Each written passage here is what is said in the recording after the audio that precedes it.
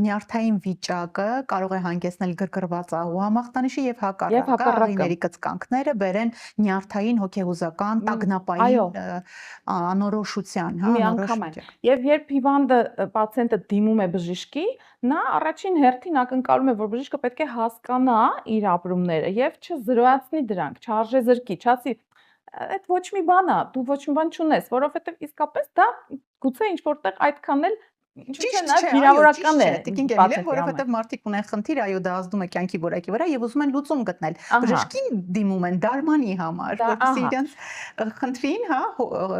առողջական դարման գտնեն։ Այս դեպքում մենք մի փոքր ավելացնենք նաեւ ախտանշանները, որ ճանաչելի դառնա մարդկանց համար, եթե ունեն գրգռված ահու Այո։ համախտանիշ, նշեցինք տագնապային զգացողությունը, ուժեղ ցավը, աղիքի Որովայնի կծկանքները, այո։ հաճախամիզությունը, գիշերային նույնպես կարող է լինել դրա պատճառ։ Դա այդքան էլ բնորոշ չէ, բայց հիմնականում գրգռված աղիքի համախտանիշի համար երկու ախտանիշ է, որ բնորոշ։ Դա որովայնի ցավն է, որի հետ միասին հիվանդը ունի կամ լուծ կամ հորկապություն, այսինքն աղիքը աշխատանքի խանգարում կամ երկուսն է միասին։ Եվ հոգեհուզական տագնապային ապրումները։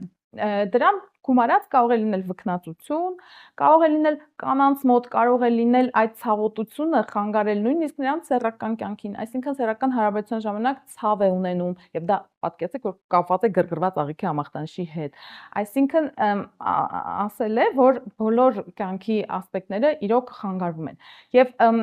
այնքան էլի եմ ասում, մեր տեսակետից դա վտանգավոր չէ, բայց պացիենտի տեսակետից դա այնքան է իրեն խանգարում, որ մի հետազոտություն ցույց էր տվել, որ հիվանդների